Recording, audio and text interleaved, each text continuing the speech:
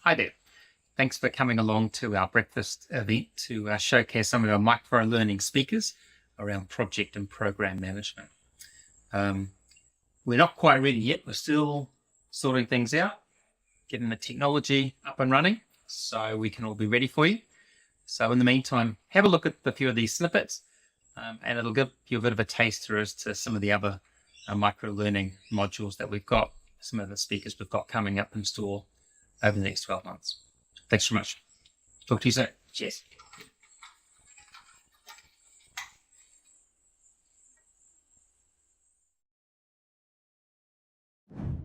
Projects in the OGC world, in MSP and Prince world, exist to deliver outputs. And what do we mean by it? PMI calls them deliverables. It's a thing. Usually it means you can have your photograph taken next to it. You know, you can, if you can tap it, it's an output.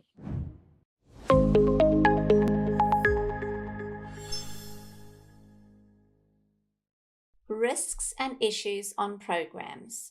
So when you've got a whole load of things on your risk register, have a look through them and go, what are the causes that we have? What are the big answers to lots of these things? But it's useful to say, am I looking at an effect or a cause when you're looking at the risk register?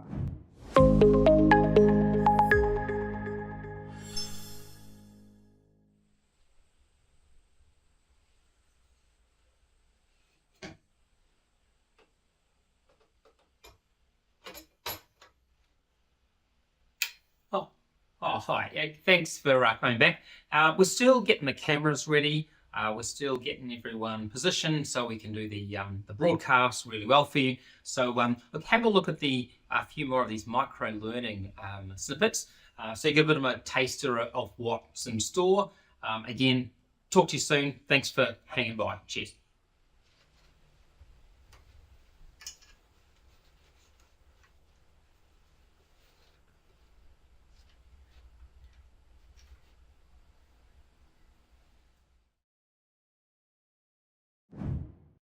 What are the benefits of vaccinating children against flu? Well, presumably it means the kids don't get flu.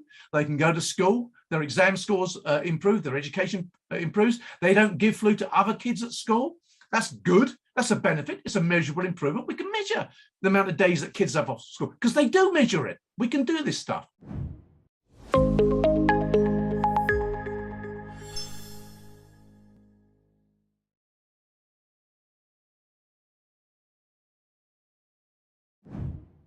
A team member may say something like, this new project is negatively affecting our team, and that's not being taken into consideration at all. So an active listener could respond by reflecting back. What I'm hearing you say is this new project will have negative consequences for your team. So I'm not parroting back, I'm reflecting back what I'm hearing in my own words.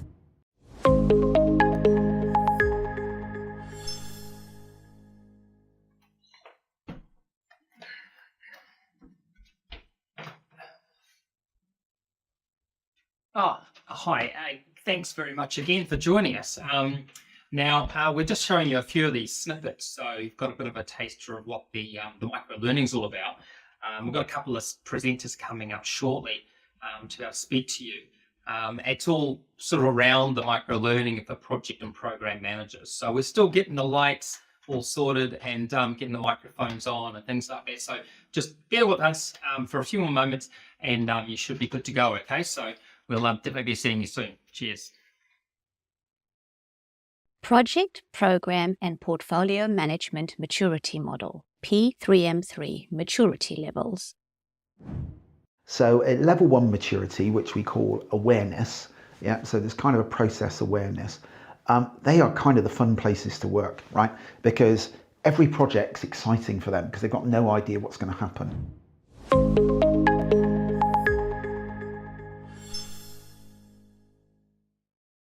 Establishing an enterprise project management office. One of the key things is spending a lot of time on problem definition. understanding, and obviously the same for projects, right? What are we actually trying to resolve here? Are we all clear? Are we all agreed? It takes a lot of time to do that.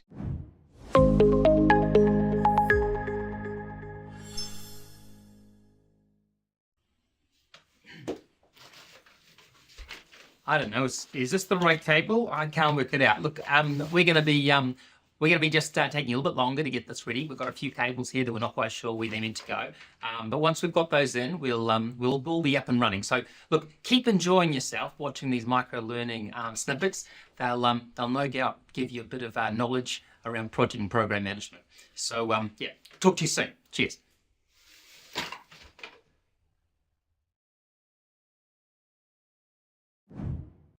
Ponder this. We typically divide projects into work packages. We divide programs into projects.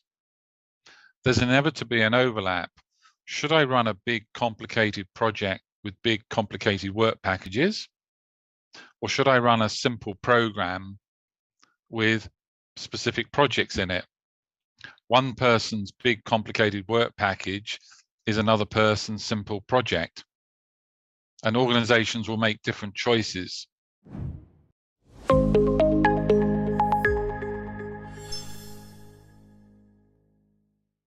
Multiple diverse infections.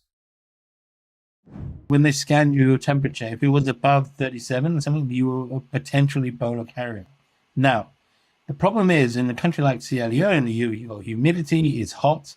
We're right in the midst of malaria season. And then you've got huge HIV cases going on as well.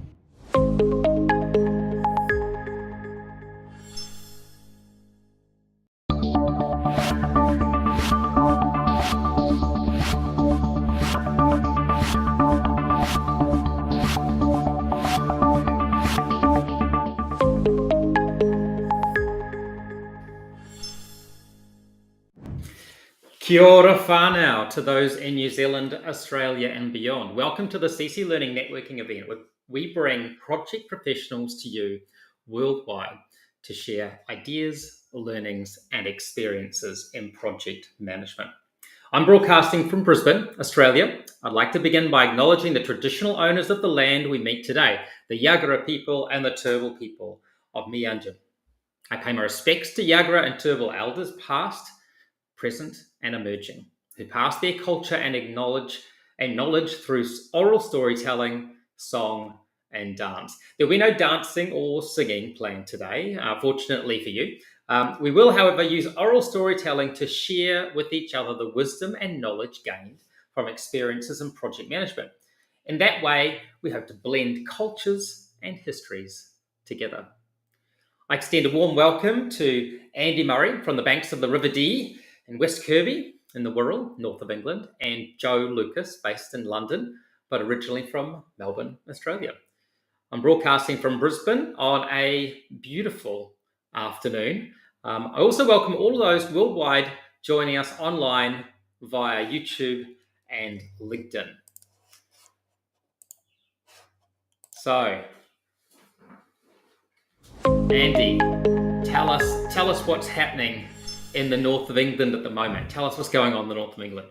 Oh, well, yeah. So we have a late summer, early autumn heat wave, Scott. So yeah, now I'm going to sort of embarrass myself to say it's 27 degrees. So I guess sort of normal for where you are in Brisbane, but for us, our houses and infrastructure don't quite cope with extreme heat in the way that it does in other parts of the world. But yeah, we're all back from our summer holidays, and I think UK's raring to go and get back into the swing of business and projects again. Fantastic. That sounds good. Hey Joe, how you going? What's happening in London? And is it a bit of a balmy time down there in the heat? It will get hotter in the cities, doesn't it? Oh, it does. It does. No, we are definitely in a bit of a heat wave, as I now consider it, whereas before this certainly wouldn't have met that criteria. But I'm almost waiting for the lovely autumnal winds to come through. But yeah, we've got girls going back to school soon, and so we're just in the last dash to make sure we've got everything they need. And then we're ready to get going again. Oh, very good. And how long have you been in the UK? You originally from Melbourne, I believe, then lived in the Gold Coast, so quite close to me. How long have you been over there? Yeah, I was working in Australia, in Brisbane itself, actually, going to University of Queensland, and then I worked for Arup and came over with them in 1999. So I'm almost 50-50. Wow. Okay. So Yeah. practically a local. Good on you. Got there finally. Now, I've got some questions. Andy, just so everyone knows, the format of today's event is we're going to ask Andy and Joe a few questions about the behind-the-scenes action in developing PRINCE2 version 7, specifically the People chapter, which is actually a new chapter. I believe it was missed out in the last version way back in, or when was it, Andy? What was the year that the last revision 2017 was 2017 was the last one. Yeah, and I think the one that you worked on was that was earlier than that, wasn't it? It was 2009. 2009. Yeah, okay. And it was missed out there, but it's managed to find its way in, which is pretty cool. So for those joining us live, please ask questions via YouTube or the LinkedIn chat. Remember to subscribe to our YouTube and LinkedIn channels for future notifications, or just to tell us that you want to be automatically signed up when you register. And make sure you continue that conversation and post messages online of all the discussions we have today. Now, Andy, I want to ask you first. I read in the LinkedIn post that you knew exactly who to call upon for a people chapter. Yep. Tell me why Joe was so good at being the people chapter person, and then give me an idea of what criteria you gave or maybe didn't give to her in getting the great chapter. question to kick us off. And I was thinking about doing this in song, Scott. Great. I'm into that. Do it. I'll say some embarrassment. I want rap. Okay, I want your rap. Yeah. Before I do that, I just want to correct one small thing. You talk about people being missed out. It wasn't that it was an omission or forgetfulness that it wasn't in the previous editions. In fact, it's all the way from the very first edition of PRINCE2 in 1996. Its design brief as being a universal method that can be applied to any project in any type of organization anywhere in the world meant that we couldn't bake in or define things from a particular cultural perspective. And when I was involved in 2009, we had the very same discussion about people then as we did now. And the decision we took in 2009 and then sort of reinforced in 2017 is that some of the things that we would want to write about, things like leadership styles and so on, are culturally oriented. So something that would work in one culture, not necessarily even geographical cultures or national cultures, but organizational cultures wouldn't necessarily work in another one.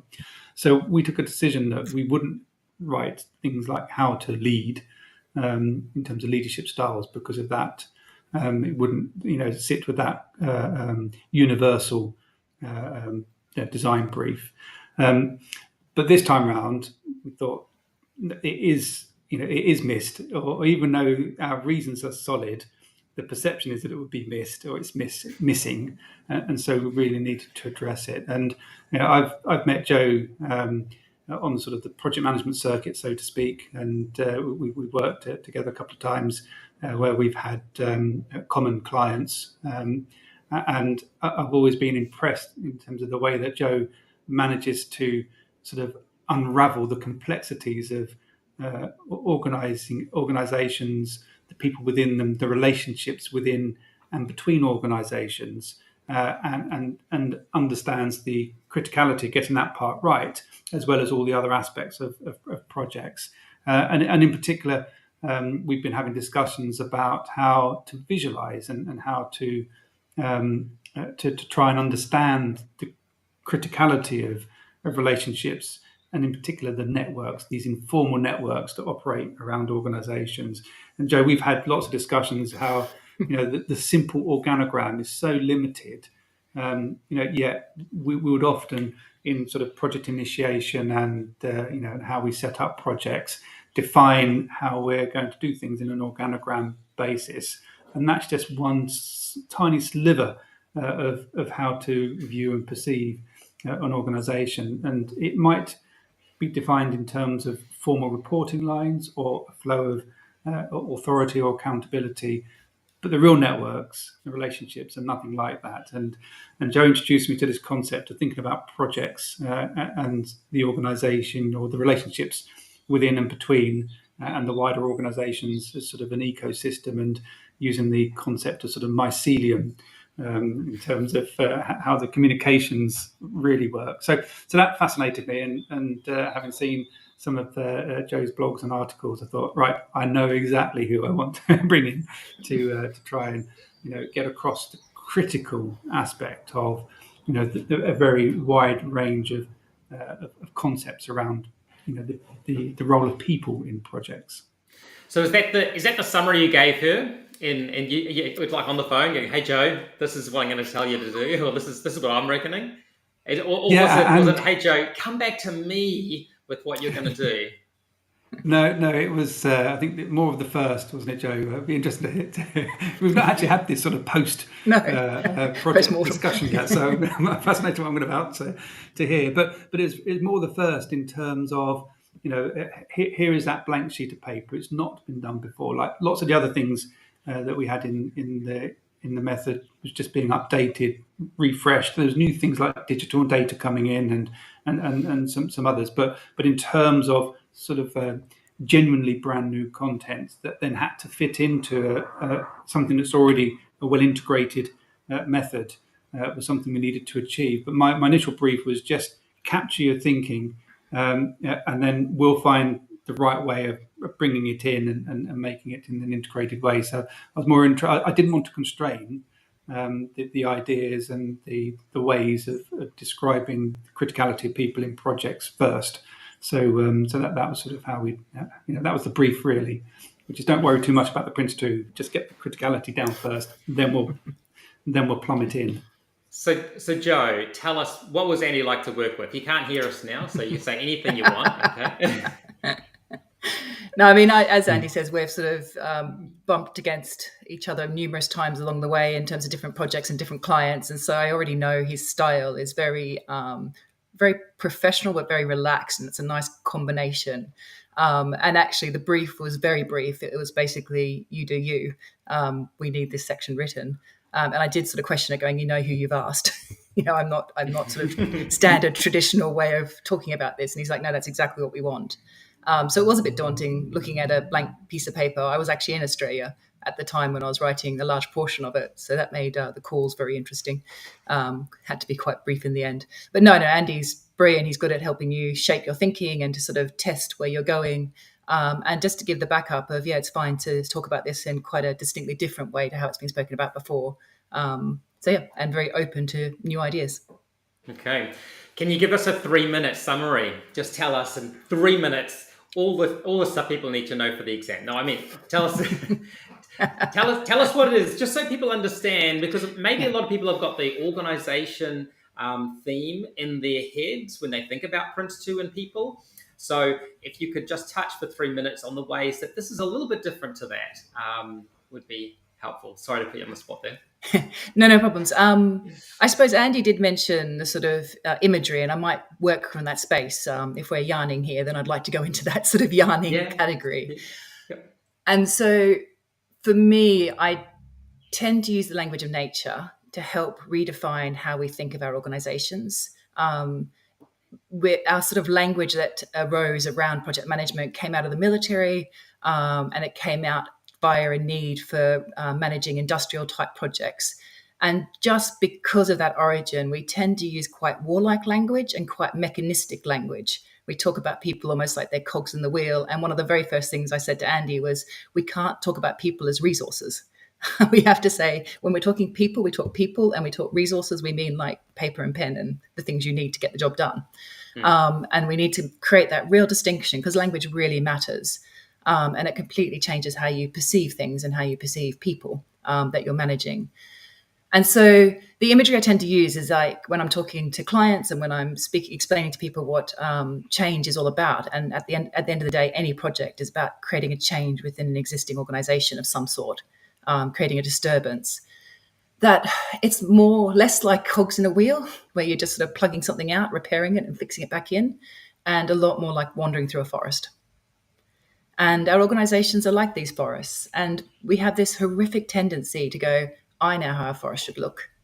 It'd be much easier to count these trees and to look after them properly and perfectly if I put them in beautiful straight lines, one after the other. And then I could walk straight through the middle of it.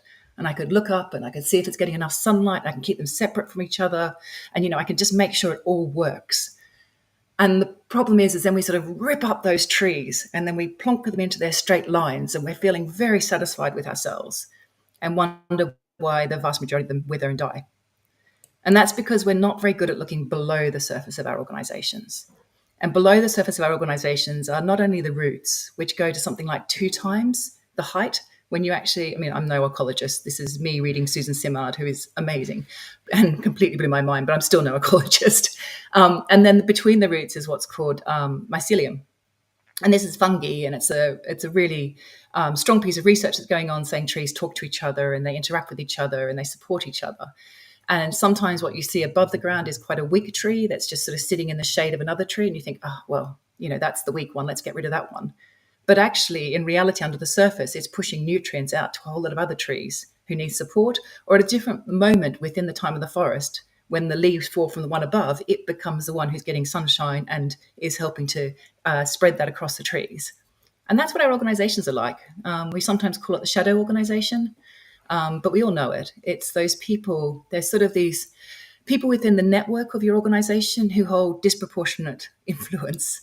And they're not necessarily the senior people. Actually, they're often not the senior people, because these are the people who are plugged into the day-to-day working of the project. They generally occur at the interfaces. So they're people like project controllers, the QSs, the person who's always at the coffee point, who's just having a natter and drives everyone insane, because you're like, when do they actually do any work? They're working incredibly hard at that coffee point, effectively reporting and saying, oh, did you hear that such and such said such and so? And oh, by the way, did you know that we should really be chatting with so, because he was really upset with such and such. And what we consider gossip is actually really fundamental, critical information for how you run your project, because we all know those meetings where you think it's a sure thing that you're going to get sign off on a next stage gate or the next bit of work, and it gets blocked for some completely unknown reason. And that's generally because of a whole lot of relational issues that are happening under the ground. We are very human. We are not rational man. We are deeply irrational people who are very tribal and social and work together.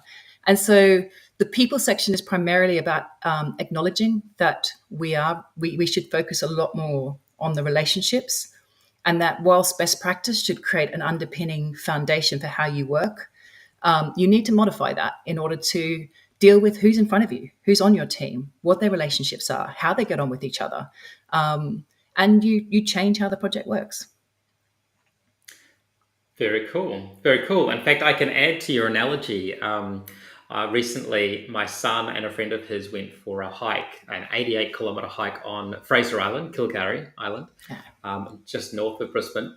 And it is a sand island, so purely made of sand, except it has rainforests on it. It's the only one, I think, or maybe one of 2 in the world that actually have rainforests, and it's due apparently to a mycelium or some sort of fungus in the ground that the trees draw nutrients from.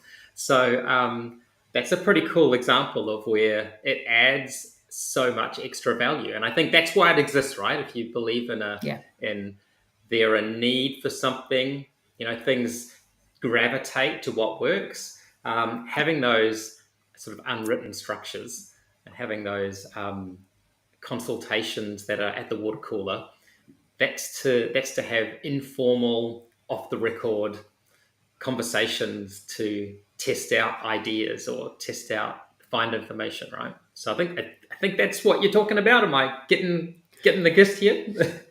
I tend to use an example from a project I was on where I arrived on the project. It had had a successful first stage. It had a very experienced engineer leading it, who had a team of people that he'd worked with for many, many years. And just naturally, because it was a new project and he set it up in a way that worked for him, basically they had a change meeting every week. And people would come in saying, can I put the new tunnel in? Can I change this to that? Can I make this size? And because of the expertise he held and because of the trust and relationships he had with his team, within that meeting, they could go, yes, no, yes, no, yes, no, yes, no, ask deep questions and move it along. So what happened is the next phase of work started, and they brought in a new project leader, and she came from the political aspect. So she was very good at walking the halls of Westminster and getting people to work in her way. But you can imagine how it was for her. She was a political wonk. She came into a group which she inherited as opposed to being her people. And we still had the same setup, the same governance, the same assurance. And so you'd sit in that meeting and people would come in going, right, I need this. I want to do that. Can you tell me whether I should do this? And she's just sitting there going, what? She hadn't built trust with the people around her. And she got rightfully really annoyed. And they saw it as a failing on her behalf, that she wasn't able to, this governance system worked perfectly last time. Why isn't it working this time? It must be her fault. She's at fault. She's not doing the job properly. She's not up for it, all the usual noise. But in reality, what we ended up doing is we rewrote the governance system around how she worked. So we made sure instead of having 300 changes, we ended up having 3 changes on that project because we bundled the changes. And in the process of bundling, we had her give steers, which is a much more political way of thinking about things. I don't want to make a decision. I want to just sort of say, we need to head basically in this direction. So it had no finality to it. And then at the very end, when she was feeling confident in the team, when they got to know each other properly, she knew who to look to for each of the different things to say, are you comfortable? Does this work? And they'd gone to karaoke nights and gone drinking. And, we'd done all the usual things that make a team work on a big project. And she was able to nod and sign off those changes. And we still delivered at the actually, we've delivered incredibly fast. We had to get 17 weeks out of the program. She was particularly good at the relational side with the politicians. And so we got through that a lot easier. She had different skills and we had to make sure the governance and assurance worked for her. And that's what I mean when I say that you need to modify your systems and your processes for the people who happen to be in front of you. Stop blaming the person and look at the system to see whether the system needs to be tweaked. We tend to think they're sacrosanct and there is a best practice way to do things that needs to just be shoehorned in wherever you go. And actually, that's not the reality at all. So in a way, it sounds like the people section is about waking people up to the fact that while a project can run by processes and themes, when it comes to, there's a new name, isn't there, Andy? Is that theme still? I can't remember. Practices. Sorry, got to get the terminology right. Processes and practices. I just should remember PP. People, practices, and processes. And I guess in a way it's about saying there is no structure to doing it. And you have to appreciate the variability and you have to appreciate the fact that different people will bring different things and different organizations need different ways of communicating as well. Would that be fair enough to say? It is, but I think we have such a binary way of thinking about things that we're sort of like, well, if we're going to go towards thinking about relationships and people, it's going to be very unorganized. And that makes everyone really nervous. I'm probably more process oriented than the average person, despite being incredibly human centric, because process stops bad things from happening. But it also blocks things if it goes too far or if it's the wrong process. So it's about finding the right process. And you need the building block of things that work. Like if you look across how I work across a massive range of projects, from really tiny 20 people projects through to, I was doing the relationship between HS2 and TfL, 7,000 people at the interface. It's the same. Slightly messier at various levels. Sometimes even at the bottom level, it's like the 20 people can be the most difficult because it's also personal at that point. But you need the same building blocks, like the basics of how we organize ourselves and how we put a project together and what, having stage gates, having accountability, having independence, all sorts of things that are fundamental building blocks to how do you run a good project. They don't change. 80, 90% of it, generally just fine. But the problem is that 10% of difference is where you get all your problems. You can either block it or you can accelerate it. So if you approach it, if you get the how right, then you can accelerate and your project can deliver significantly faster and with less impact on people's well-being, which is really important at this point in time as we're sort of dealing with the post-COVID world and the rest of the uncertainty in the world. Sounds like a good reason to have it in the manual. Andy, tell us how the people chapter relates or maybe doesn't relate to the organising chapter. No longer organisation, organising chapter. Yeah, so and I think Joe just gave a couple of really good examples of how PRINCE2 provides that sort of integrated method of how to set up a project and then how to run one. So the example of a change of leader, it is very personal, and we have things like tolerances in PRINCE2, which is the leeway, like the degree to which you can vary from a plan or from a target in a plan before you need to escalate to the next level for approval, and that I remember when we were first described them and introduced them in that way in 2009. I used to get all sorts of questions about, can you tell me what the ideal tolerance is? Is it 5%, 10%, and so on? And my answer to that always back 2009 was, well, it depends. It's really personal. It's the relationship between the people in the layers will probably have the biggest influence in terms of the tolerances you set, more so than perhaps the technical challenges for that particular area of work. So I think that's a really good example of these people factors have a big influence in how you use the method. But the plumbing in the method is essentially still the same, that 90%, as Joe was saying. And I think that's sort of in that relationship between the people chapter and the things we decided to put in there and the organising practice is a good illustration of that. So in the in the people chapter, we have sort of essentially three parts to it. It's sort of leading successful change. We've introduced a new management product around the change management approach. We've got leading successful teams, so all that relationship aspect that Joe was talking about there, and then communication or communicating. So there's sort of three aspects. In the organising practice, there's a lot more around defined roles. So we've got clarity as who's picking up what role. So within PRINCE2, we have predefined roles in terms of the project executive, the project manager, team managers, and so on.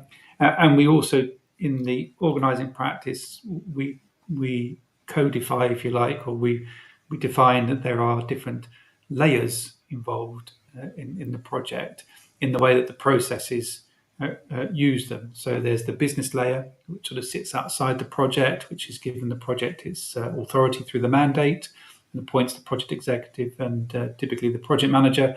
Then you've got that directing layer, which is the project board, providing that steer, as we heard, to the team. Then there's the managing layer, then there's the delivery layer. So we talk about these layers in the organising, and then through that the need for defined roles and the need for clearly captured and shared and communicated responsibility. So we introduced the RACI as a potential technique, one of many others that you could use to help gain that clarity. So that's sort of an example of the distinction between the people bit being very focused on those relationships and the personal aspects about change and leadership, whereas the organising is about that structure, the layers, defined roles, and also introduces the concept of delivery models, for example, recognising that that many projects are delivered in a commercial context. So what is the delivery model that you're going to use in terms of how much work is done by the effectively the client organisation or the business, as we call it in PRINCE2, versus the suppliers. So that relationship between those organisations is captured in the organising practice as well. Joe, tell us about how you've applied some of these concepts. You've given us an example previously, but are there any sort of insights that you gained that you thought, I've been waiting to put that somewhere, and this chapter is the place to put it? Tell me what sort of little gems that you learned from that you felt as though contributed to it. Oh, that's a big question, because I think so much of it is a coalescing of a lot of thinking over many, many years. Where I think the thing for me is that I think one of the biggest learnings was around language and seeing the invisible. Because you'd sit on projects, and I think sometimes it helps to come to another country because you sort of suddenly see the system that you don't see in your own country. So you sort of land in a place. And I remember one of the very first meetings I went to, I walked into in London. As I'm walking in the door, some guy goes, "Agree with me. When I say something in this meeting, back me up." I was like, "Who are you? And why am I backing you up?" But anyway, so we walk into this meeting, and it was intensely polite. There was no shouting. There was no anger. There was nothing that would actually give you a sense that anything had gone wrong in the meeting. But my entire internal warning system was at full pelt. What's going on here? I've just stepped into something that is all happening under the surface in an incredibly polite way. But in Australia would probably have ended up in a fist fight almost, sort of the level of anger that was coming out that I was experiencing but not seeing. And I thought, that's really fascinating. I'd always been deeply interested in people. I grew up in Arup, and it has a very people-focused approach to how it does projects. And just seeing it, feeling it viscerally, but not seeing it, was, I suppose, one of those first moments where I really thought, there's a lot of invisible things that happen on projects, and we tend to think about the formal meeting and the formal process as being what actually happens. In reality, most of it happens under the surface. The other one for me is even at the moment, I'm helping 3 organizations merge. And in a typical M&A situation, you tend to focus heavily on getting the corporate governance in place, getting the financials in place, all those sorts of things that are fundamental to having 3 organizations merge. But what often happens is a bit like an IT project, is where you decide to hit go. So in an IT project, you often hit go and then you fix the bugs afterwards. In M&A, we have a habit of hitting go as soon as we've got the structure in place, because we think that's what's important. But in reality, in this particular case, they're really aware that the people that are working on these projects are incredibly hard to find. They can't afford to have them either disengage or disappear to another project. And so they chose to bring us in because they really wanted to make sure that they took the people along on this journey, and that you don't hit go until we know how we're going to deliver as 3 different groups of people. And I've been applying all the principles that we've connected into PRINCE2 on the people side, of giving people space. I mean, a lot of times they're like, "When are we going?" It's like, well, no, you need a chance to get to know each other. You've got these perceived ideas about how your cultures work. And we're also dealing with it as a hybrid. So there's people across the entirety of the UK, all the way up into the top lands of Scotland. And so they don't get a chance to physically meet each other, which adds its extra layer of how do you really get people to form the relationships they need to form. And so it's really, often it's really basic. You just need people to meet regularly with purpose, is a fundamental to getting people to work together. And so they're actually, first of all, figuring out language. So we've done a lot of work on, what you call this, I call that. But actually, when you dig under the surface, it's the same thing. So therefore, they're like, okay, they're not that different to us. And then we've done a lot of work on excitedly thinking about what the future could be, and then starting to design what that looks like on a day-to-day basis. So by the time we actually hit go on the merge, which is no different to when it was supposed to happen, it doesn't take any longer, even though people feel like it does. We're not going to have to do any work on the other side. They're working as one team already, because you've taken the time to bring them together to get to know each other. It's not a workshop here and a workshop there. This is a continuous set of what are our routines. Dr. Simon Addyman does some brilliant work on setting up routines and how important it is to get into a routine. And it's really difficult to shift your routine. Anyone who's tried to go on a diet or do any of those sorts of things, we fight it as humans. And it needs you need to consistently do something for a while for that routine to embed and become part of who you are. And also you instill a whole concept around that things can change. This is the starting block. You own these processes. You can continuously evolve and update them to meet your changing needs as you work out how you want to work together as 3 organizations. And I think these are sort of principles we need to get into our heads of, it's okay to change it. It's okay to think, actually, those 2 don't get on, so maybe we need to switch the org chart around. Shock horror, the org chart might be based on personalities, but in reality, if you don't take into account those personalities, you will get a lot of blocking occurring and you won't be able to accelerate your projects. So I think it's the accumulation of a large number of projects where I just naturally work from a people-centric place, not because I'm hugely, people focused in terms of it's because it's what makes a system work. It's based on systems thinking, and it's what unblocks a system and gets it operating properly. I'm deeply fascinated by who are the key influencers on projects.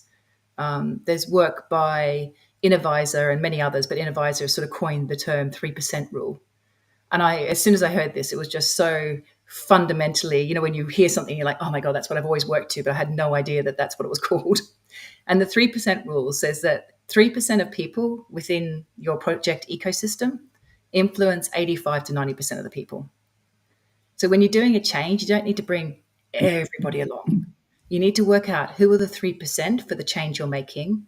And by the way, senior leadership never know who they are. They guess them incorrectly every time. It's actually been backed up by social network analytics. They think it's them. Yeah, well, of course. They always said they're the guy who they get on really well with, that they go cycling with or whatever. It's sort of, it tends to be, or it must be the chief financial officer because they've got the money and so therefore they hold all the power in this place. But in reality, it can be the most random people. And there's all sorts of statistics of if you fire the wrong person because you think that they're not doing the job, and then you wonder why so many things fell apart, probably they're one of your key influencers who took all those relationships with them when they walked out the door. And nobody has somebody to talk to about, you know, potentially an issue that they're having, or the person who always knew what was going on, the person who has deep knowledge of the random standards and where the assets are on a massive road that no one else knew because their grandfather worked on that project. You know, sort of there's really interesting people who end up being your key influencers.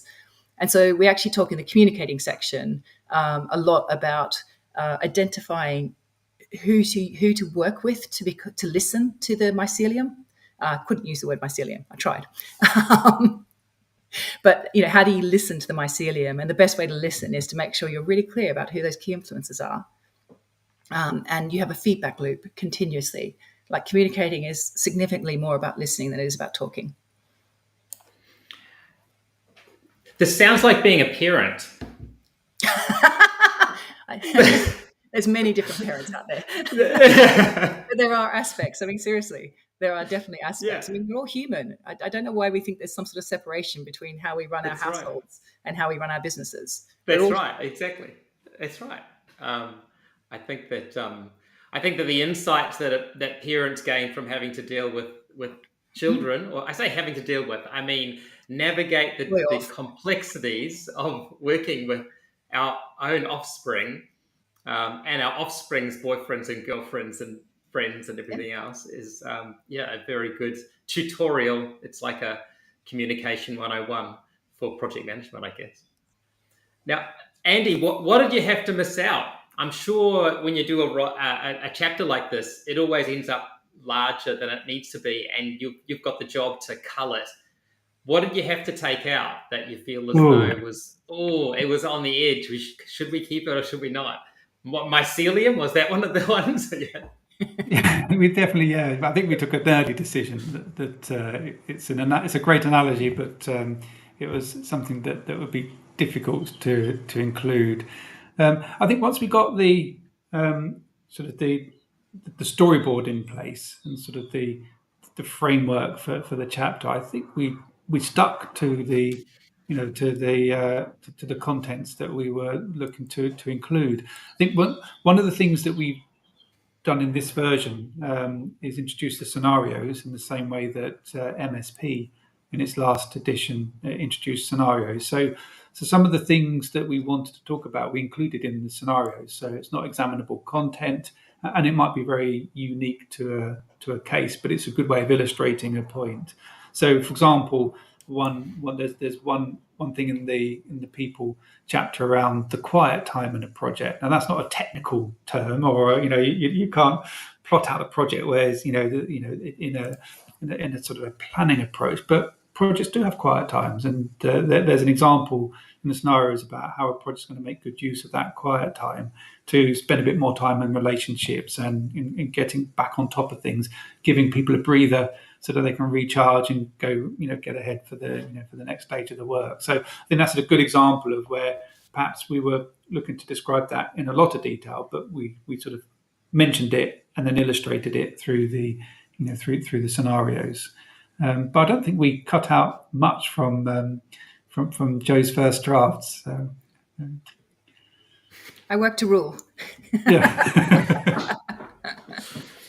Okay, I'm just going to do a bit of an advert here, and then we're going to come back to answer some questions. We've got a few questions there on LinkedIn. So if anyone's got some questions they want to ask, quickly throw them into the LinkedIn discussion.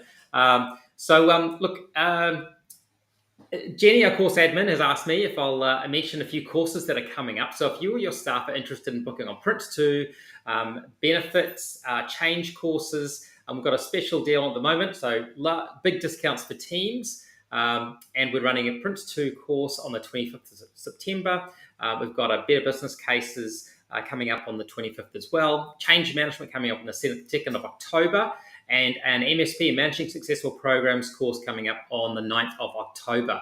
So please phone us on 0800 88 8897 if you're in New Zealand. Otherwise, go onto our website, cclearning.cc, and you can book onto those courses. So anyone can go on those courses, whether you want to attend in a classroom or remotely.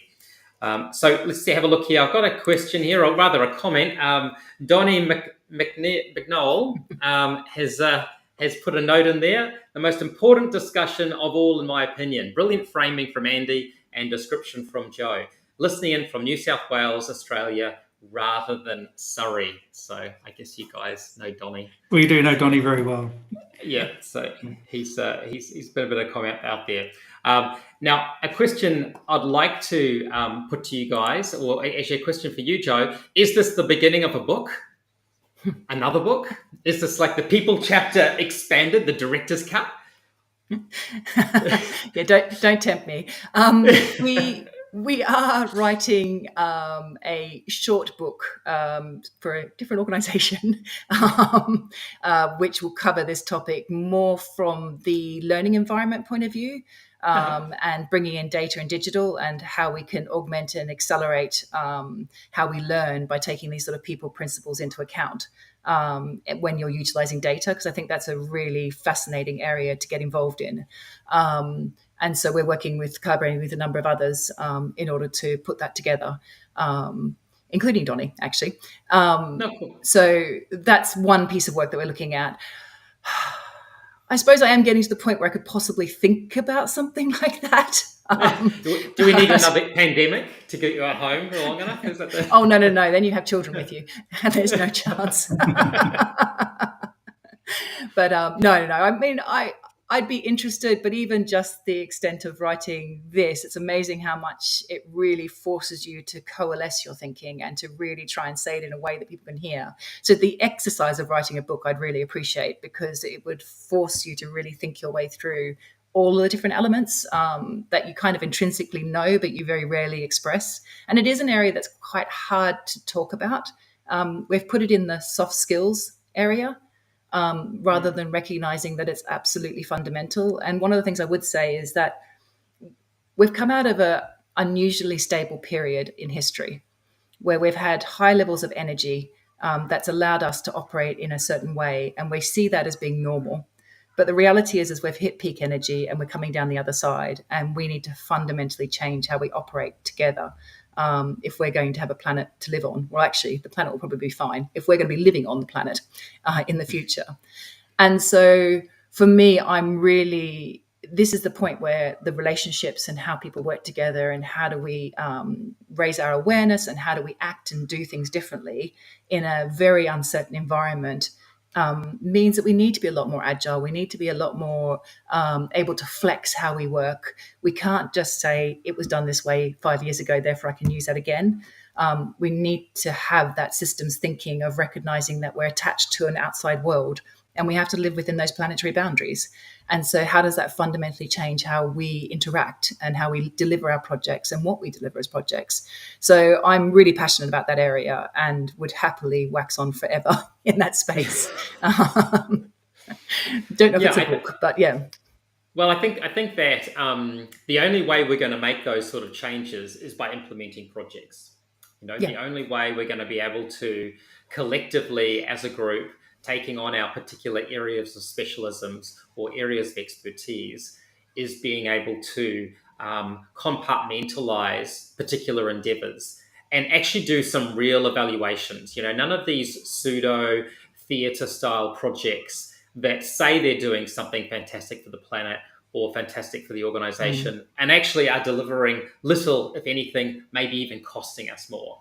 And I think that being able to measure the impact on people. I was at a meeting some time ago when an organization stood up and said, "We deliver fantastic projects.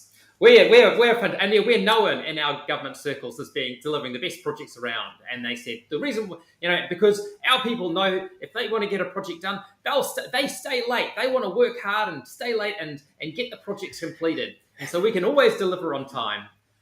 And I said, there's a cost there, surely. There's a cost. Someone is paying for you pushing a project to deliver on the timeframes you've set.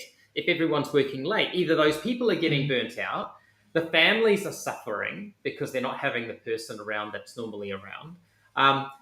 There is a cost, and you've got your head in the sand if you think that treating people like resources, as you've described, is not going to have some sort of impact. Was that partly, that sort of concept sounds like it resonates with you. Is that partly what this People chapter is about, addressing those? It is, but not necessarily just from the wellbeing side, 100% the wellbeing side. If your people are emotionally and physically healthy, then they're going to be more engaged and deliver a much better project. So 100%. But I also think about it from, if you go back to the forestry kind of concept, and if you talk about rewilding. And rewilding is the concept there they call minimal interference.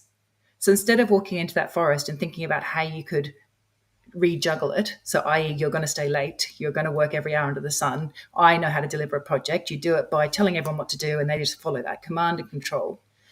That's the ripping up of the trees. That approach is very much ripping up of trees, and you cause a lot of damage in the process. There's a lot of attrition, you lose engagement with your people, they often leave even if they don't leave. The concept of quiet leaving, where they're basically clocking in and that's about it. There's a lot of that going on at the moment as we all sort of look around and think, is the work I do relevant? Whereas if you take a rewilding approach, it's minimal interference. You wander through and you're more like the forester. You're sort of looking around to go, oh, wait a second, maybe if I just clear this path a little bit, we can walk through here a bit easier. But actually let things get on with it. And so in reality, you don't need to do as much if you pay attention to relationships. You can use less energy to get the same, if not better, outcomes, because people given the space to do what they know that needs to be done, they're the ones closest to the information. They're the ones closest to the situation. They know what the relationships are. You need to trust your people and do whatever you can to give them the clearest pathway through. But it's the pathway they need. In architecture, there's the idea of desire lines. And you tend to look to see where people have naturally been cutting corners or walking, and it creates its own like pathways because they are the sensible pathways. So you may have put it in like this, thinking that's the perfect way people should get to a building. In reality, people have gone, oh, well, it's much easier to go that way. And everyone starts to follow a desire line. And so a good architect comes along and says, well, actually, we'll put a pathway through here. And so it's taking that sort of approach to how you run your projects. And then you don't need to expend as much energy to get significantly better results because you're recognizing that we live in deeply complex, interdependent relationships with all sorts of elements, not just, with the non-human world as well. And if we allow people the space to do their thing and put structure around them that matches them, I talk a lot about you need the process to follow people rather than people to follow the process. And that's a big shift in how you think about things, but it fundamentally changes how you run projects and stops it being so, as a working mum during that period when you had small children and I was trying to deliver a project, our own house that we were building. I didn't have time to do all the extra layers that you needed to do. I was working for one of those companies that really believed in you start at 6 p.m. at night to get cracking on the work. I certainly couldn't do that. So I had to get very good at knowing what's the absolute minimum I can do that's powerful, that can make a change. And that's the minimal interference approach. Sounds like I shouldn't get you over here to help me with my renovating or the selling of my house and painting and everything. I might need some assistance. Sounds like you're a bit of an expert. You really don't want me painting. Andy, sort of final question. Andy, are we going to leave this all up to the people chapter? I know we've got sustainability as one of our performance measures. What else is there in the manual that could help, basically the people side of projects? Well, it's woven all the way through. So, even if you're, talking about, the plans practice, what you would set out in your plan, it depends upon your delivery model that you've set up. And it depends how you're organising the project, and it depends on the relationships as Joe has been setting out. So that's an example that although we've captured it in one place to elevate its criticality and to enable the concepts to be explained concisely. It's an integrated method, so people are referenced all the way through the method, and more so than previously. So within the process chapters, within each of the practice chapters, you'll see references back to the change management approach and the communications management approach, and so on. So they're not isolated. And one of the changes that Joe mentioned right at the beginning, people and resources. So if you get your copy, I've got one here, but you go and get your copy, Scott, and do a quick scan through it now, you'll see that is consistent all the way through. There's not a single place where we reference resources. If that meant people as well, we will always say people and resources. So that's an example of how it's, although we've got a chapter, it's not a case of the other chapters, the other parts of the method do not talk about or explain the importance of people. It's all the way through. Cool. Well, thank you very much, guys. Thanks for joining us. For those who have registered, a link to the recording of this event will be sent along with the request to provide us with feedback. Feel free to share the link with others. Thank you very much, Joe from London, and thanks, Andy from Wirral. Thanks for coming, everyone. We look forward to seeing you at a future event. Ka kite whanau. See you again soon. Cheers. Thank you. Thanks.